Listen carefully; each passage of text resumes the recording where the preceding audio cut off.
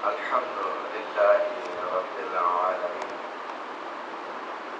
والعاقبة للمتقين والجنة للموحدين والنار للملحدين والعاصين. الصلاة والسلام على أشرف الأنبياء والمرسلين شفيع ذنوبنا وطبيب نفوسنا وحبيب قلوبنا مولانا ومولى الثقلين إمام القبلتين جد الحسن والحسين أبي القاسم محمد اللهم صل على محمد وآل محمد وأهل بيته الطيبين الطاهرين المعصومين لا سيما بقية الله في الأرضين الذين عذب الله عنهم الرجس وطهرهم تطهيرا. اللهم صل على محمد وآل محمد ولعنة الله على أعدائهم أجمعين من يوم عداوتهم إلى قيام يوم الدين. أما بعد، قال الله تبارك وتعالى في محكم كتابه المبين وخطابه المتين وقوله الحق. بسم الله الرحمن الرحيم. يا أيها الذين آمنوا كتب عليكم الصيام كما كتب على الذين من قبلكم لعلكم تتقون. صلوات پڑھیں. اللهم صل على محمد وآل محمد. قرآن مجید فرقان حمید سورہ مبارکہ البقرہ اور اس کا دوسرا پارہ جس میں پروردگار عالم نے ماہ رمضان المبارک سے متعلق آیات کے ذریعے سے ہماری رہنمائی کرنا. ارشاد ہو رہا ہے کہ اے صاحبان ایمان، روزہ تم پر فرض کر دیا گیا ہے ویسے ہی جیسے کہ تم سے پہلی امتوں پر فرض کیا گیا. اس لیے شاید تم اس کے ذریعے سے متقی اور پرہیزگار بن جاؤ. صلوات پڑھیں. اللهم صل على محمد ہماری دیگر صلوات. اللهم صل على محمد وآل محمد. خوش نصیب ہے وہ جنہیں اپنی زندگی میں ایک بار پھر یہ مبارک مہینہ نصیب ہوا کہ جس کے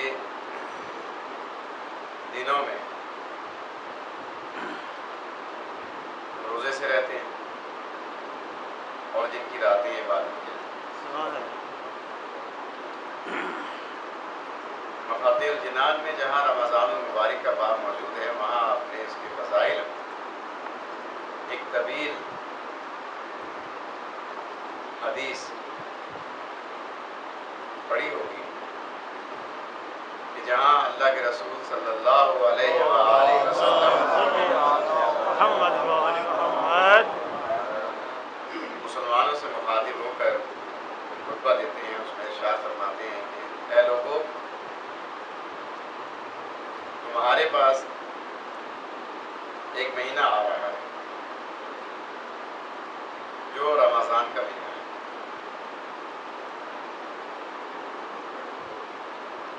اس رمضان کے مہینے کی فضیلت میں پورا خطبہ ہے جناب اپنی مرتبت کا جو مفاتیح الجنان میں شیخ عباس مفتی نے نقل کیا.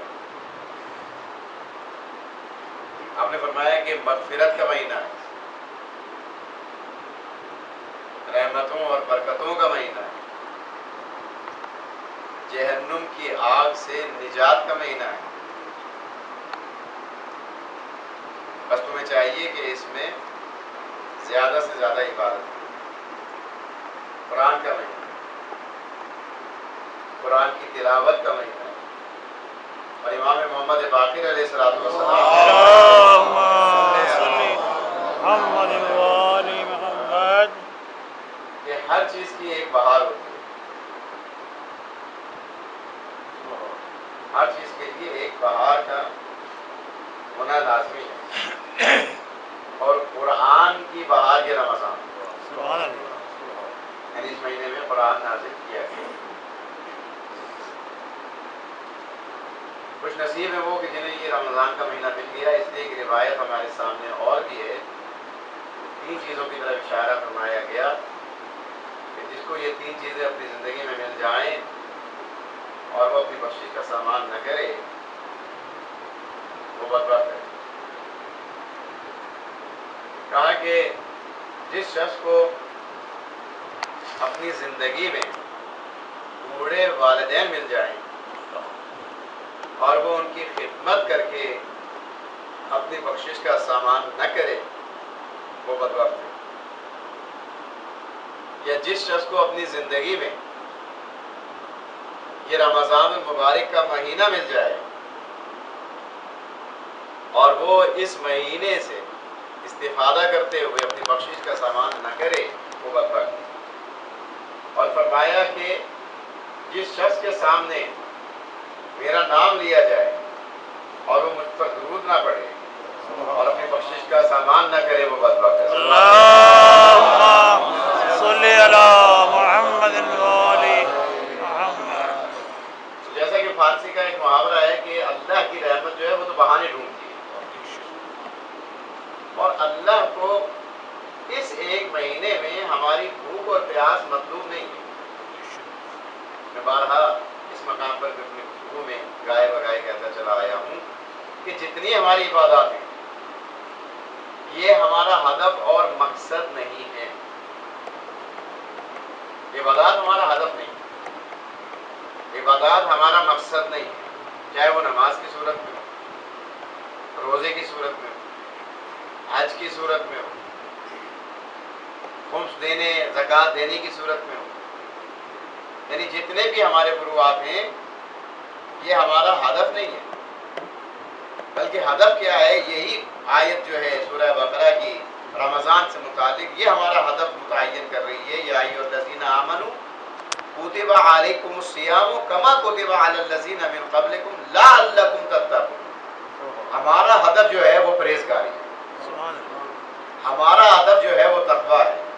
اگر ہم ان عبادات کے ذریعے سے اپنے ہدف اور منزل تک پہنچ گئے تو ہم سمجھ لیں گے کہ یہ جو ہم نے زحمات ان عبادات میں اٹھائیں ان عبادات کا ہمیں صلہ مل گیا، اور اگر ان کے ذریعے سے ہم اس ہدف اور مقصد تک نہیں پہنچ سکے تو پھر یہاں پر مولا کائنات کا یہ جملہ ذہن میں آ جاتا ہے کہ بہت سے روزے دار ایسے ہوں گے کہ جنہیں سوائے روزے نے بھوک اور پیاس کے کچھ نہیں دیا ہوگا۔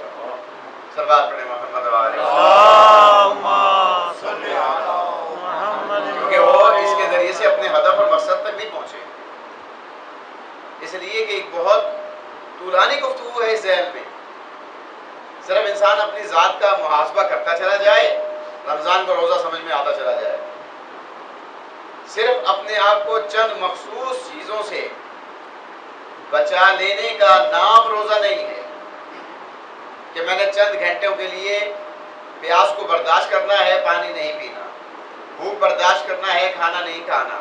صرف بھوک اور پیاس سے اپنے آپ کو بچا لینے کا نام روزہ نہیں ہے، بلکہ جتنی لوازمات اس کے ذہن میں ان میں سے دو جو ہیں وہ یہ چیزیں ہیں۔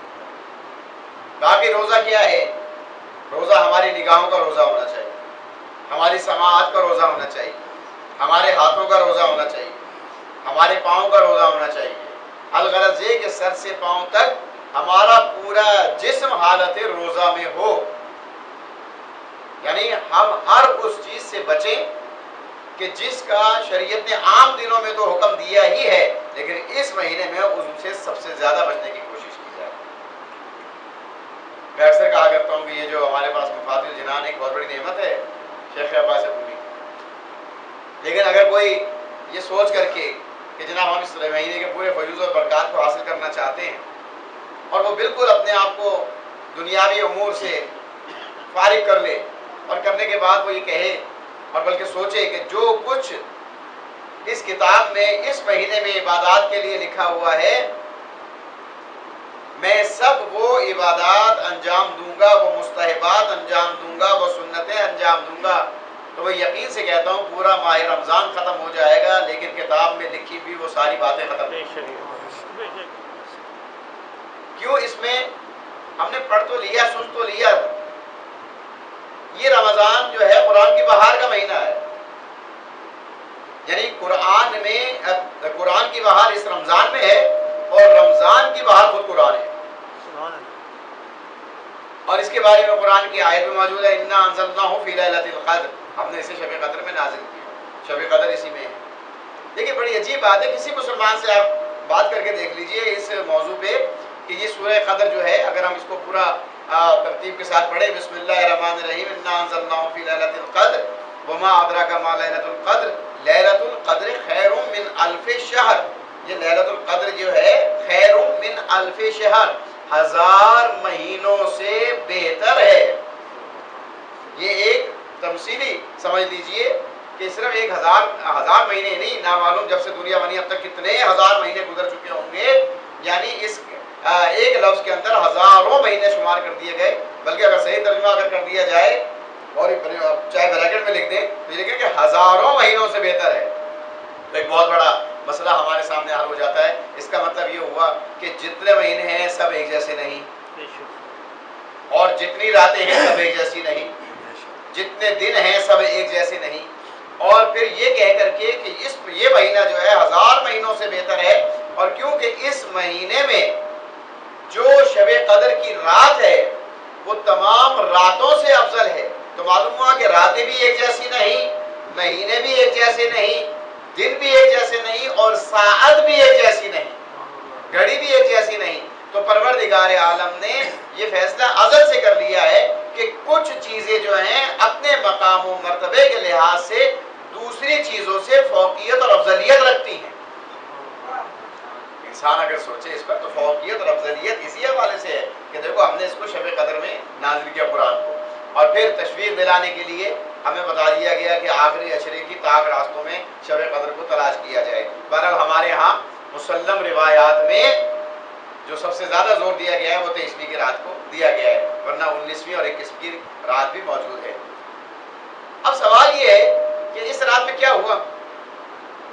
اس رات میں قرآن مجید کو نازل کیا گیا، اور یہی وجہ ہے کہ ان راتوں میں ہمیں کچھ صورتیں پڑھنے کا حکم دیا گیا ہے۔ مثال کے طور پر حامیم ہے، سورہ عنکبوت ہے، سورہ سجدہ ہے، یعنی سورہ دخان، حامیم، سجدہ اور سورہ دخان، یہ پڑھنے کا حکم دیا گیا۔ کیوں؟ اس لیے کہ ان صورتوں میں قرآن مجید کی نزول کے بارے میں گفتگو کی گئی ہے، قرآن مجید کے نزول کے بارے میں بیانات موجود ہیں۔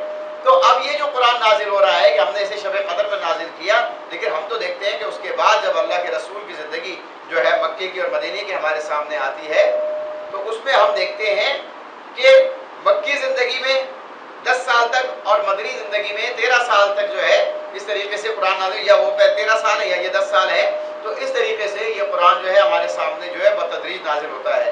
یعنی مکے کی زندگی کتنی ہے، مدینے کی زندگی کتنی ہے، ہمیں دکھائی دیتا ہے کہ کبھی کبھی جب بھی ضرورت پڑتی ہے آیت نازل ہوتی ہے، لیکن یہاں قرآن کہہ رہا ہے کہ ہم نے اس کو شب قدر میں نازل کیا۔ یعنی معلوم یہ ہوا، ہمارے مفسرین نے بھی لکھا کہ قرآن کے نزول کے 2 درجے، 2 مقامات، 2 طریقے ہیں۔ کیا کہ ایک تو پروردگار نے کہا کہ انا انزلناہ فی لیلۃ القدر، کہ ہم نے اسے شب قدر میں نازل کیا، یہ اس کا پہلا نزول ہے جو تمام کا تمام اللہ نے اپنے رسول کے قلب پر نازل کر دیا، اس کا پہلا نزول ہے۔ اس میں سارے کا سارا قرآن بسم اللہ کی بے سے والناس کے سین تک سارے کا سارا قرآن جو ہے وہ قلب محمد صلی اللہ علیہ وآلہ وسلم پر نازل ہوا۔ لیکن اس کے بعد کی جو زندگی ہے، مکی زندگی ہے اور مدنی زندگی ہے، 13 سال مکے کی، 10 سال مدینے کی، ان میں بتدریج جیسے جیسے ضرورت پیش آتی گئی یہ قرآن نازل ہوتا چلا گیا۔ کبھی آپ نے دیکھا کہ اس شب قدر کے لیے یہ جو اب ہمیں اس مہینے میں ملے گی، اس ماہ رمضان میں کتنا اہتمام ہوتا تھا۔ میں ایک روایت میں پڑھ رہا تھا کہ جناب خاتون جنت فاطمہ الزہرا سلام اللہ علیہا اپنے گھر میں یہ اہتمام کیا کرتی تھی کہ گھر والوں کو آپ کی طرف سے یہ ہدایت تھی کہ دن میں استراحت کر لی جائے، دن میں آرام کر لیا جائے تاکہ رات کو شب داری کی جائے۔ دیکھیے اسباب ظاہری کے طور پر معصومین علیہ السلام نے جو زندگی گزاری ہے ہمارے درمیان، وہ ہماری طرح گزاری ہے، ہماری ہی طرح ان کا رہن سہن ہوا ہے۔ روایت کے الفاظ یہ ہیں کہ جب شب قدر کے لمحات قریب آتے تھے تو جناب سیدہ اپنے گھر کے بستروں کو طے کر دیا کرتی تھی۔ یہ کس لیے؟ کہ ظاہر ہے کہ بتقاضۂ بشریت گھر کا جب بستر بچھا ہوا ہو، نیند کا غلبہ بھی ہو، تو ظاہر بستر کو دیکھ کر کے وہ نیند کا غلبہ اور زیادہ ہو جاتا ہے، تو گھر کے بستروں کو طے کر دیا کرتی تھی تاکہ انہیں دیکھ کر کے نیند کا غلبہ نہ آئے۔ یعنی یہ اہتمام ہے اہل بیت اطہار کے خاندان کا کہ کسی طریقے سے بھی ہو ہم نے اس رات کو شب داری میں بسر کرنا ہے۔ اور یہی طریقہ جو ہے آپ کے ماننے والوں کا بھی ہونا چاہیے کہ ان دنوں میں ہم دن میں استراحت کر لیں، آرام کر لیں، لیکن کوشش کریں کہ رات کو ہم شب داری کریں۔ بہت تفصیلات ہیں دعاؤں کی، بہت کچھ پڑھنے کے لیے ہے۔ سب سے پہلا عمل تو یہی ہے کہ آپ نے 100 رکعت نماز پڑھنی ہے۔ اب ظاہر ہے کہ 100 رکعت نماز اور اس حالت میں کہ شب بھی ہو، نقاہت بھی ہو، روزوں کی وجہ سے جسم میں ذوف بھی ہو، لیکن ان تمام باتوں کو پیچھے چھوڑتے ہوئے صرف یہ سوچ کر کے کہ نہ معلوم اگلے سال مجھے یہ رات ملے یا نہ ملے، میں اس سے استفادہ کروں،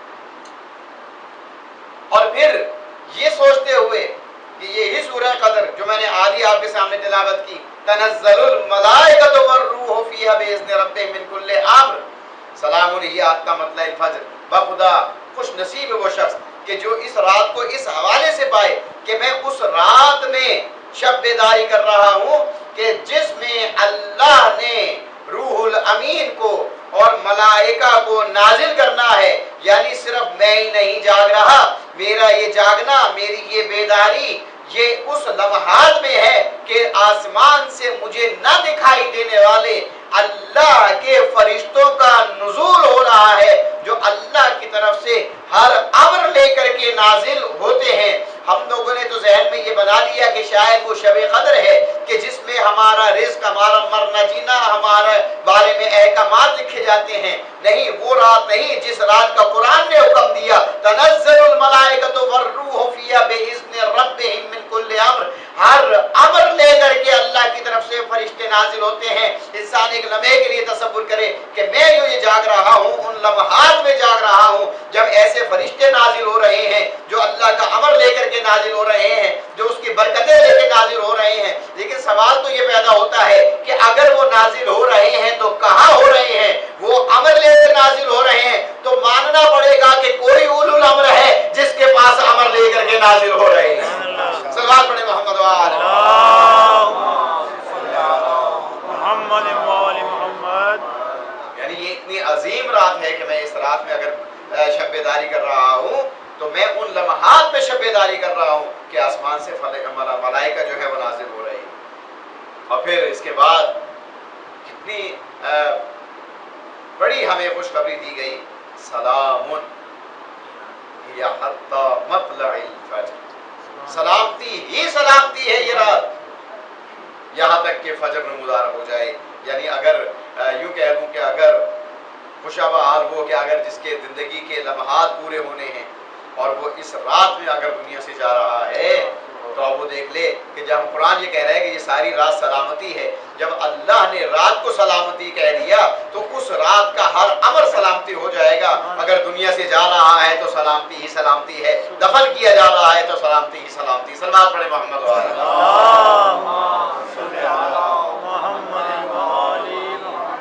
سورہ بقرہ میں جس مقام پر یہ آیت ہے پورا رکوع ہے، جس میں کچھ احکامات بھی موجود ہیں،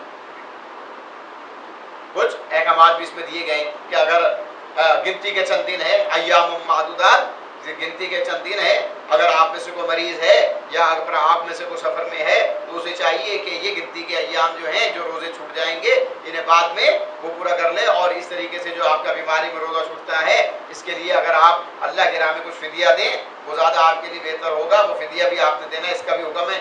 اس تمام اس میں پھر آپ کو یہ بھی بتا دیا کہ آپ نے سحری کب کرنی ہے، آپ کو یہ بھی بتا دیا کہ روزہ کب تک آپ نے تمام کرنا ہے۔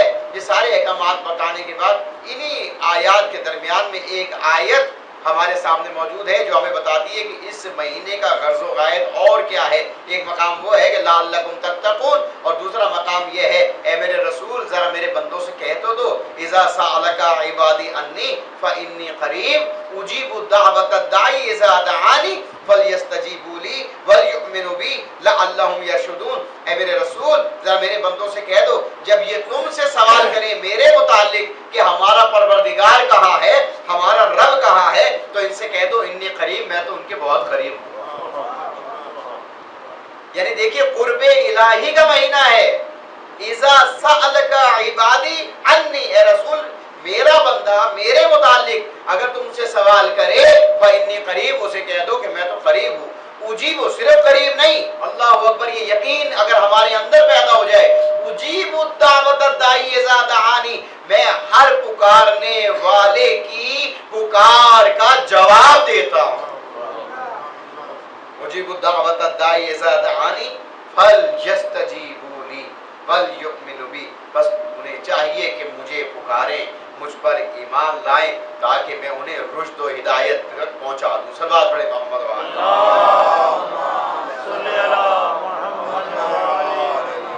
اور آپ دیکھ لیجئے ہماری اس ساری رمضان کی عبادات میں جتنا سب سے زیادہ زور دعاؤں پر دیا گیا، ابھی بھی اگر آپ کو یاد رہا ہو اور موقع ملا ہو، اکثر نے انشاءاللہ دعا پڑھی بھی ہوگی کہ صبح کے وقت، یعنی ہر روز کی دعا، 30 دن کی دعائیں موجود ہیں، چھوٹی سی دعا ہے اس کے ترجمے کے ساتھ کہ اللہ آج کے دن میرے ساتھ اس طریقے سے برتاؤ کر، آج کے دن میرے ساتھ یہ کر، آج کے دن میرے ساتھ، یعنی ہر روز کی الگ الگ دعا ہے۔ اور اس سے بڑھ کر وہ کہ جو آپ ہر فریضہ نماز کے بعد پڑھتے ہیں، یا علی و یا عظیم کی دعا پڑھتے ہیں، اس کے آخر میں چلے جائیے تو جنت کی طرف داخلے کا اور جہنم سے نجات کے لیے آپ اللہ سے دعا کر رہے ہیں۔ اور اس سے بڑھ کر اگر آپ کو موقع مل جائے اس حوالے سے کہ کہیں ہم کوشش کریں وہ طولانی دعا جسے امام سجاد علیہ السلام نے اپنے صحابی کو تعلیم کیا، دعا ابو حمزہ سمالی، دعا ابو حمزہ بہت بڑی ایک دعا ہے، اس کے اسرار اور رموز کی طرف انسان اگر غور کرے ظاہر ہے کہ ایک نشست میں وہ نہیں پڑھ سکے گا، اور اگر روزے کی حالت ایک نشست میں پڑھے کم از کم اس کو 2 سے 2.5 گھنٹے چاہیے صحیح سمجھ کے اور ترجمے کے ساتھ پڑھنے کے لیے۔ اتنی عظیم دعا ہے یہ۔ اس کا ایک جملہ باخدا جب کبھی کبھی وہ ذہن میں آتا ہے تو ایک اطمینان نصیب ہو جاتا ہے۔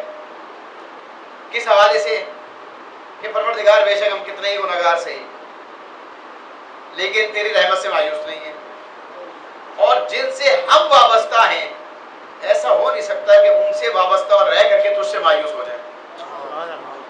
وہاں جملہ کیا ہے دیکھیے، یہ تقریباً دعا کے آخر میں آپ کو یہ جملہ ملے گا کہ پروردگار عالم اگر تو نے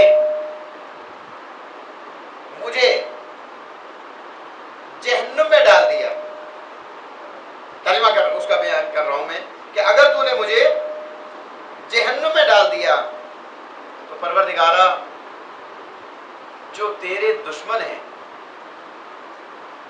وہ خوش ہو جائیں گے کہ تو نے مجھے جہنم میں ڈال دیا، اور اگر تو مجھے جنت میں ڈال دے تو جو تیرے دوست ہیں وہ خوش ہو جائیں گے، کہ تو نے مجھے جنت میں ڈال دیا ہے، اور میں یہ جانتا ہوں کہ تجھے اپنے دشمنوں کی خوشی سے زیادہ اپنے دوستوں کی خوشی عزیز ہے، تو بس مجھے جنت میں ڈال دے۔ صلوات پڑھے محمد و آل محمد۔ یعنی دیکھیے اللہ سے جنت مانگنے کا کتنا عجیب و غریب طریقہ بتایا گیا کہ اگر تو مجھے جہنم میں ڈال دے گا، اب دشمن کون ہے اللہ کے؟ اللہ کے دشمن وہی ہیں جو اہل بیت کے دشمن ہیں، اور محب کون ہے اللہ کے؟ یعنی خود اہل بیت۔ تو پروردگار عالم میں جانتا ہوں کہ تجھے اپنے رسول اور آل رسول کی خوشی سے زیادہ کسی کی خوشی عزیز نہیں، اور جب اس کے ماننے والے کو تو جنت میں ڈالے گا تو محمد و آل محمد خوش ہو جائیں گے، اور جب تجھے ان کی خوشی عزیز ہے تو میں جانتا ہوں کہ تجھے اپنے دشمن کی خوشی عزیز نہیں، اپنے محبوں کی خوشی عزیز ہے، بس مجھے جنت میں ڈالو۔ اس سے بڑھ کر اور ہمیں کیا طریقہ بتایا جائے گا دعا کے؟ بس آپ کو زیادہ اس روزے کی حالت میں زحمت نہ دوں، لیکن ایک بات ضرور میں کہنا چاہوں گا، اور شاید پچھلے رمضان میں بھی یہ والی بات کہی ہے کہ یہ قرآن کا مہینہ ہے، کوشش یہ کریں اگر ابھی تک قرآن نہیں پڑھا تو شرمائے نہیں، گھبرائیں بھی نہیں۔ جس علاقے میں آپ رہتے ہیں اس میں قریب ترین جو آپ کی مسجد ہے ان کے پیش امام کو اس بات پر مجبور کیجئے کہ وہ آپ کو قرآن پڑھائیں، یا آپ کی قرآن کی تعلیم کا کوئی بس کر کے دیں۔ یہ میں کیوں کہہ رہا ہوں؟ دیکھیے رات بھی میرے یہاں مجلس تھی، وہاں پر میں نے یہ جملہ کہا تھا اپنی گوال منڈی میں، یہ جو وکیل ہمارے کیس لڑتے ہیں عدالت میں جا کے، کبھی آپ نے ایسا سنا کہ کوئی ایسا وکیل کیس لڑنے چلا گیا ہو جس نے پاکستان کا آئین ہی نہ پڑھا، پاکستان کی شیخی نہ جانتا ہو آئین کی، کہ کون سی شیخ اور کون سی، اس سے میں جو ہے کیا دلیل دے سکتا ہوں؟ تو ظاہر ہے جب اس نے یہ پڑھا نہیں ہوگا آئین وغیرہ، وہ کیسے وکالت کرے گا جا کے؟ کیسے قائل کرے گا وہ؟ یا خود کو کیسے منوائے گا لوگوں کے سامنے؟ نہیں کر سکتا۔ اس کو لازمی اس کا جو ہے یہ حصہ ہے اس کی وکالت کا کہ وہ ان چیزوں کو پڑھے۔ اچھا یہ تو ہمارا ایک دستور ہے، ایک آئین ہے، کس کا بنایا ہوا؟ ہمارا اور آپ کا بنایا ہوا، ہمارے اور آپ جیسے انسانوں کا بنایا ہوا۔ اچھا ہم بچپن سے سنتے چلے آ رہے ہیں، اب بھی سن رہے ہیں، پڑھا بھی رہے ہیں، پڑھ بھی رہے ہیں کہ قرآن جو ہے وہ ضابطۂ حیات انسانی ہے۔ قرآن ایک ضابطۂ حیات انسانی ہے، قرآن ایک مکمل ضابطۂ حیات ہے۔ میں وہ بات نہیں کر رہا، ایک دفعہ میں خانہ فرنگ میں تھا اور وہاں اس وقت کے جو وزیر تعلیم تھے وہ ان کو مدعو کیا ہوا تھا وہاں پہ، تو پتہ نہیں نہ معلوم اردو نہیں آتی تھی انہیں یا کیا وجہ تھی کہ وہ جملہ کہہ گئے کہ قرآن ایک ذاتہ حیات تھا۔ جیسے انہوں نے لفظ تھا کہا تو لوگوں نے ایک دوسرے کی شکل دیکھنا شروع کر دی، پھر انہیں احساس ہوا کہ میں کوئی صحیح جملہ نہیں کہا۔ صلوات پڑھے محمد و آل محمد۔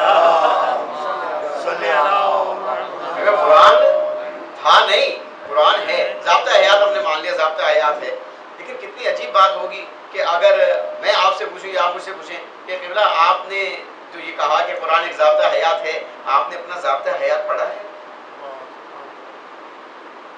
اور میں سر جھکا دوں کہ نہیں صاحب میں نے تو نہیں پڑھا، تو تقریر تو میں بہت جھاڑ رہا ہوں قرآن کے اوپر، آپ سن بھی رہے ہیں، اور میں آپ سے یہ پوچھوں کہ آپ نے اپنا ضابطہ حیات پڑھا ہے؟ آپ کہیں کہ نہیں ابھی تک تو نہیں پڑھا، تو پھر کیسا ہے ہمارا ضابطہ حیات؟ کیسی ہے ہماری زندگی؟ ہماری زندگی میں کیوں خرابیاں پیدا ہو رہی ہیں؟ اس کی وجہ یہی ہے کہ جو ضابطہ حیات تھا ہمیں زندگی گزارنے کا، ہم نے اس کو ہی نہیں پڑھا۔ تو عزیزان محترم اسی مہینے کو غنیمت جانیے اور کم از کم اس مہینے میں اس ضابطہ حیات کو پڑھنے کا آغاز کر دیجئے کہ ہم نے اس مہینے میں اپنے ضابطہ حیات کو پڑھنا ہے۔ مجبور کیجئے عالم دین، یا ان سے کہیے وہ پڑھائیں یا آپ کے لیے کسی کا بندوبست کریں۔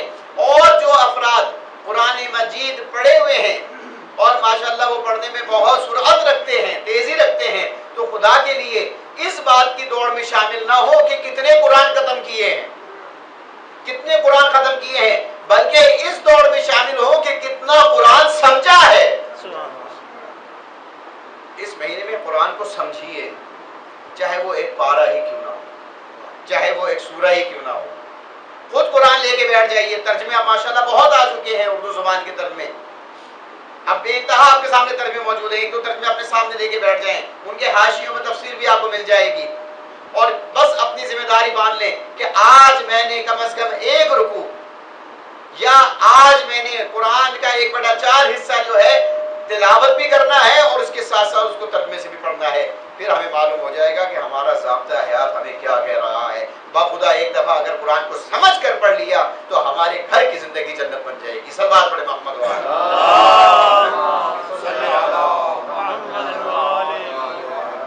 بس اسی مہینے کا ایک پیغام اور اس کے بعد آپ کی زحمت تمام کروں کہ اسی قرآن نے بھی اور تعلیمات اہل بیت علیہ السلام نے بھی ہمیں یہ سبق دیا ہے کہ صلح رحمی کرو۔ باخدا اتنا زور دیا گیا ہے اس پر کہ بعض اوقات انسان پریشان ہو جاتا ہے۔ میرے جس بھائی نے مجھے گھر سے نکال دیا، میرے جس عزیز نے مجھے دھتکار دیا، میرے جن خاندان والوں نے میری توقیر نہ کی ہو، میں انہی سے رابطہ جوڑوں، میں انہی سے تعلق قائم کروں۔ باخدا بہت سخت کام ہے یہ، بظاہر اپنے آپ کو ذلیل کر دینے والا کام ہے، لیکن یاد رکھیے جو اللہ کے لیے خود کو ذلیل کرتا ہے، دنیا بے شک ذلیل سمجھے، وہ اللہ کے نزدیک محبوب ہوا کرتا ہے،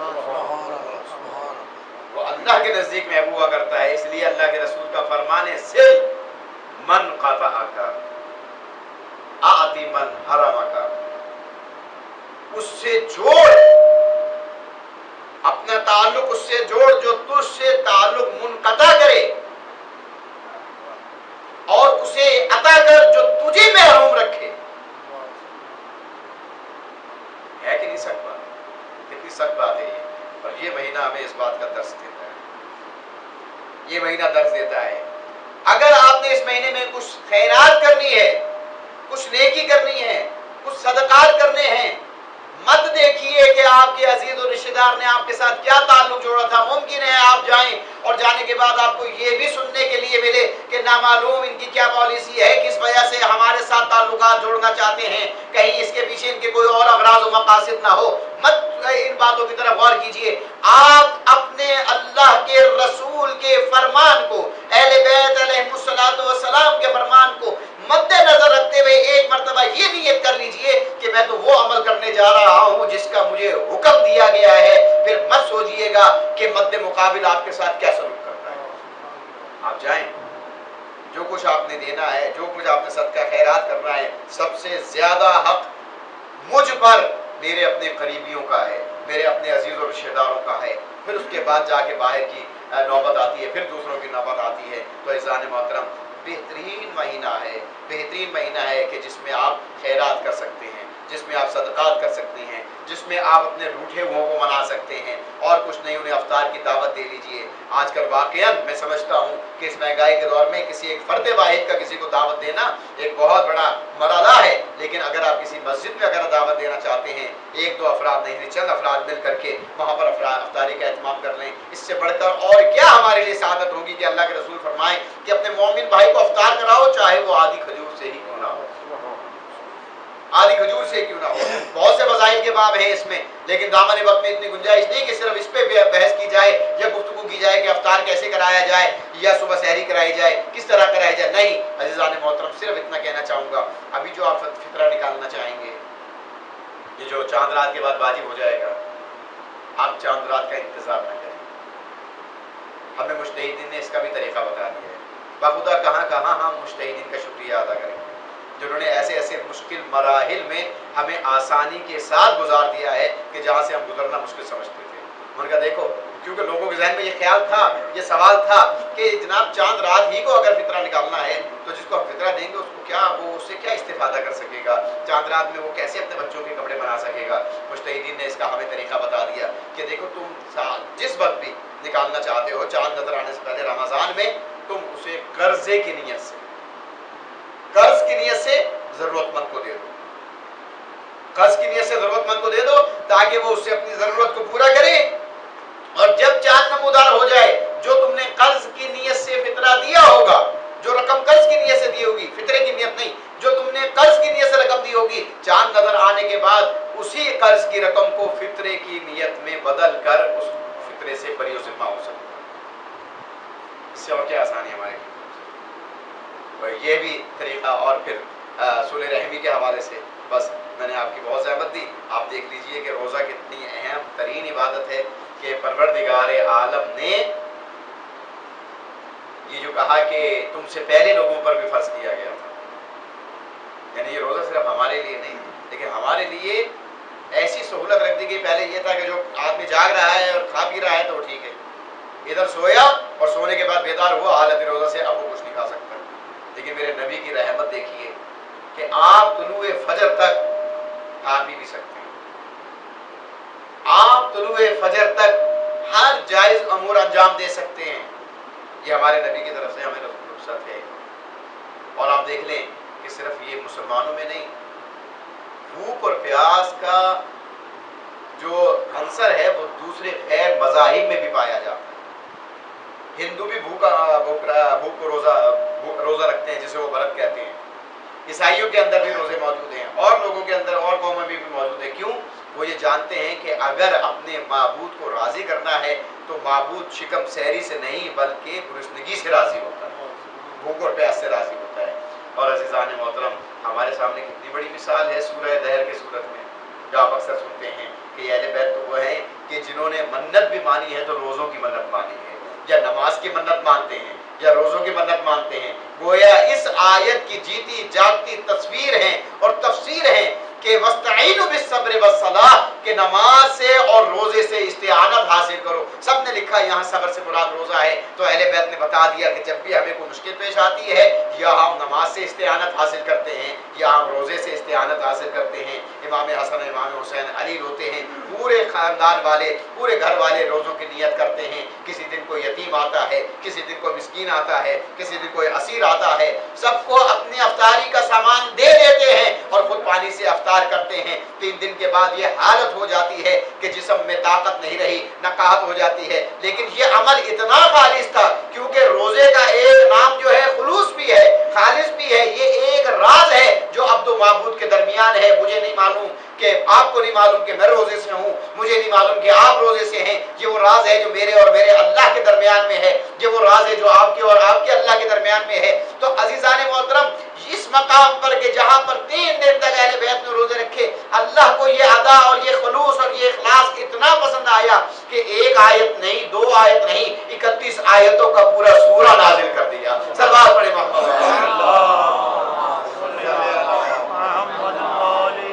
کیونکہ وہاں پر آپ نے یہی کہا تھا نا، اہل بیت نے یہی کہا تھا، انما نطعمکم لوجہ اللہ، انما نطعمکم لوجہ اللہ لا نرید منکم جزاء ولا شکورا۔ ہم تو تمہیں اللہ کے لیے سب کچھ دے رہے ہیں، ہم تو تمہیں اللہ کے لیے یہ سب کچھ کھلا رہے ہیں، ہم تم سے کسی شکر گزاری کے اور کسی جزا کے خواہاں نہیں ہیں۔ جہاں پر یہ اخلاص ہو وہاں پر سورہ نازل ہوتی ہے۔ اور پھر ہمیں ذرا یہ بھی تو دیکھنا چاہیے کہ یہ ہمارا جو روزہ ہے کتنے گھنٹے کا ہے، 16 ساڑھے 16 گھنٹے کا ہوگا۔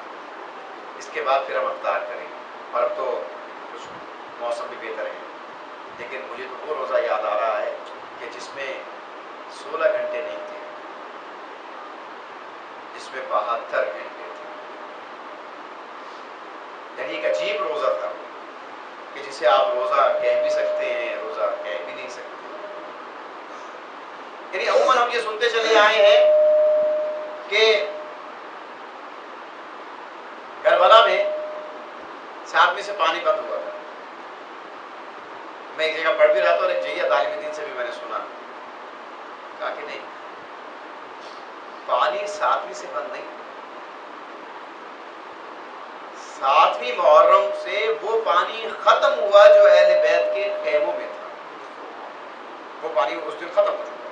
پانی بند تو 4 محرم سے ہو گیا تھا، بلکہ اس دن سے ہو گیا تھا جس دن سے یہ خیمے نہر القمہ سے ہٹائے گئے تھے۔ اب اس کے بعد دیکھیے کہ کتنی بھوک ہے، کتنی پیاس ہے، اور پھر اس پر جہاد اور امام معصوم کے ساتھ جہاد۔ اللہ اکبر۔ میں کہوں گا کہ کربلا والوں نے مولا کائنات کے اس جملے کو کتنے بہترین انداز میں ہمارے سامنے پیش کیا کہ علی کو سردیوں میں فجر کی نماز गर्मियों में माह रमज़ान के रोज़े बहुत अजीज हैं। यानी अली को हर वो अमल अजीज है कि जिसमें नफ्स की मुखालिफत होती है। जाहिर है सर्दियों में सुबह उठना ज़रा मुश्किल अमर है, गर्मियों में रोज़ा रखना ज़रा मुश्किल अमर है, लेकिन करबला वालों ने गर्मी के इस मौसम में सिर्फ चंद घंटे का नहीं बल्कि 3 दिन की भूख और प्यास को बर्दाश्त करके बता दिया कि जो मौला ने फरमाया था देखो हम उस पर कैसे अमल करते दिखाई दे रहे हैं। इसमें अपने भी हैं, इसमें बाइक के अफराद भी हैं, इसमें बच्चे भी हैं, इसमें जवान भी हैं, इसमें अगर बच्चों में देखें तो कम सिन अली असगर भी है और बूढ़ों में देखें तो हजरत हबीब इब्न मज़ाहिर भी, हबीब इब्न मज़ाहिर भी हैं। यानी इतने बूढ़े भी मौजूद हैं और कमसिनी में देखें तो हजरत अली असगर जैसे कमसिन भी मौजूद हैं। तो यही तो वजह है कि हजरत अली असगर की मौजूदगी ने एक बहुत बड़े मसले का हल कर दिया करबला के मैदान में। ये जब हमने तारीखों में पढ़ा और तारीख लिखने वालों ने लिखा, गैरों ने जब लिखा कि हम इस जंग को 2 शहजादों की जंग समझते, लेकिन जब हमने देखा कि इस करबला के मैदान में एक उस बच्चे ने शहादत पेश की है जो 6 महीने का था, तो अब समझ गए कि ये 2 शहजादों की जंग नहीं थी, ये 2 नजरियात की जंग थी, ये हक व बातिल की जंग थी। इसलिए कि कभी भी ऐसी जंग के अंदर इतने छोटे बच्चों को नहीं लाया जाता।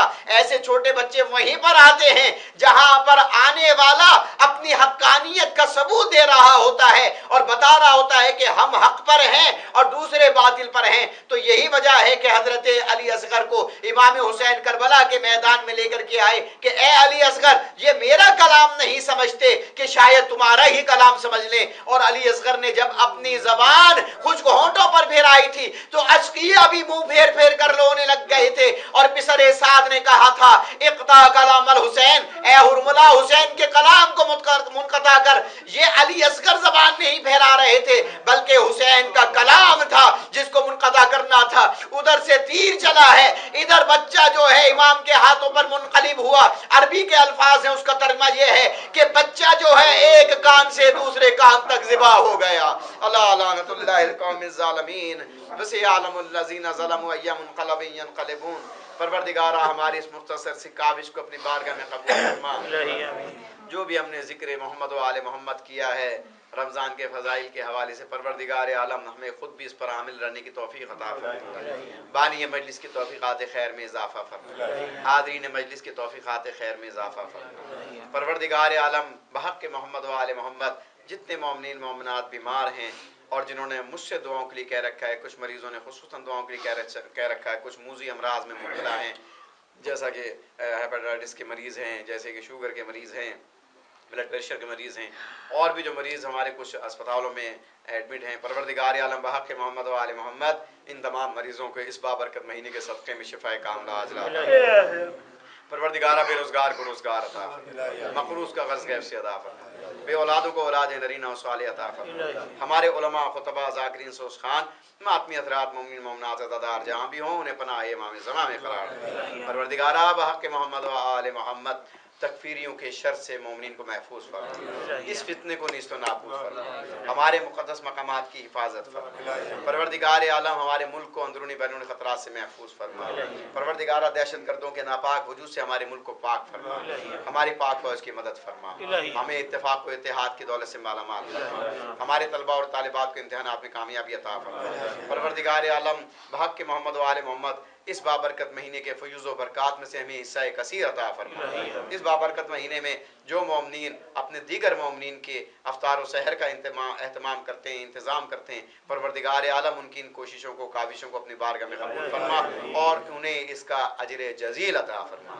परवरदिगार आलम बहक़ मोहम्मद व आले मोहम्मद हमें हकीकी रोज़ादार करार दे, कायम आले मोहम्मद अलैहिस्सलाम के ज़ुल्म ताजील फरमा, हम सबको इमाम के यावर अंसार में जगह अता फरमा, शाह काज़मी साहब को सेहत व सलामती अता फरमा और इनके जितने भी लवाइकीन हैं, आइज़ा और अक़रबा हैं, इनके अहले खाना हैं, तमाम को शिफ़ाए कामिला और सेहत व सलामती अता फरमा।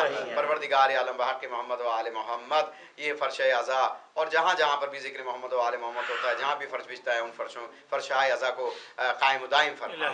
پروردگار عالم ہماری ان شکستہ عبادات کو قبول فرما۔ ربنا تقبل منا انک انت السمیع العلیم واتب علینا انک انت التواب الغفور الرحیم برحمتک یا ارحم الراحمین۔ سبحان ربک رب العزۃ عما یصفون وسلام علی المرسلین والحمد للہ رب العالمین۔ اللہ